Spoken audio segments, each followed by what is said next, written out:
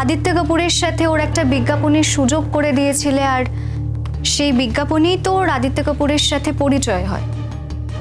আর এখন শুনলাম যে ও নাকি আদিত্য কাপুরের সাথে একটা রিলেশনশিপে আছে, হয়তো লিভ ইনও করছে, আই ডোন্ট নো।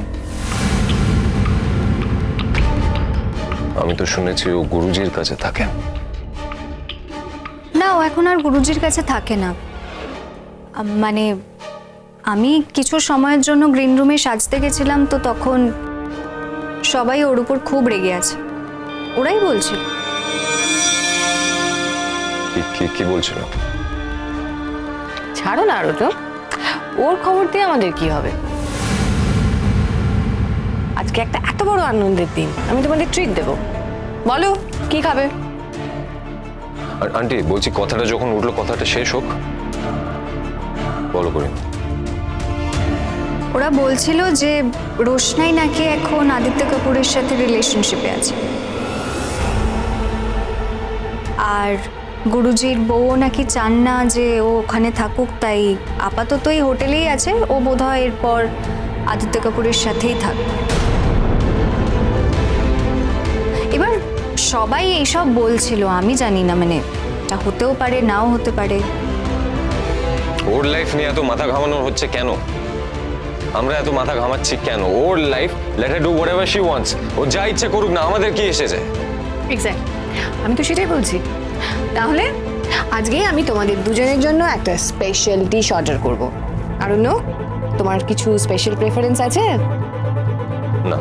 আরে কি খাবে কিছু তো বলো, তারপর মা মায়ের পছন্দ মতো কিছু একটা অর্ডার দেবে, সেটা তো তোমার ভালো নাও লাগতে পারে। ভালো না লাগার কিছু নেই, যা ইচ্ছে খেয়ে নেবো। অ্যাকচুয়ালি রোশনাই যদি আমাদের সঙ্গে সম্পর্কটা ভালো রাখতো তাহলে ওকেও আজকে বলা যেত,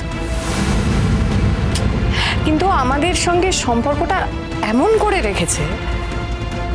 আমাদের ফ্যামিলি অ্যাফেয়ারের মধ্যে একজন বাইরের লোক ঢুকে যাক, সেটা আমি চাই না। That's not right. এটার কোনো দরকার নেই। আমরা তিনজন, উই আর ইনাফ। রোশনাই একজন outsider.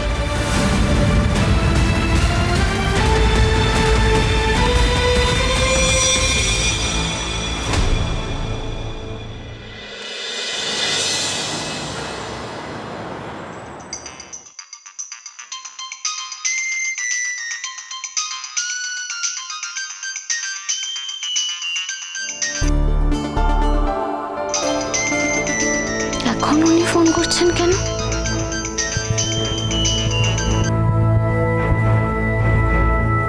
Hello. Hello, good morning. Good morning. ঘুম ভেঙেছে? হ্যাঁ, আসলে আমি সকাল সকালই উঠে পড়ি। বলুন কি ব্যাপার? মানে আমার কাছে তোমার জন্য একটা প্রপোজাল আছে। তুমি চাইলে কনসিডার করতে পারো অথবা খারিজ করে দিতে পারো। আমি এই মুহূর্তে তোমার হোটেলের নিচে আছি। এখন মানে এখন তো আমি ভয় নেই, ভয় নেই রোশনাই। আমি তোমার রুমে যাচ্ছি না। আমি জানি তোমার আমার ব্যাপারে অ্যালার্জি আছে, তাই তুমি আমার গলা শুনলেই এভাবে রিয়্যাক্ট করো। রোশনাই সোম থেকে রবি প্রতিদিন রাত 10টায় স্টার জলসায় ও জিও হটস্টারে।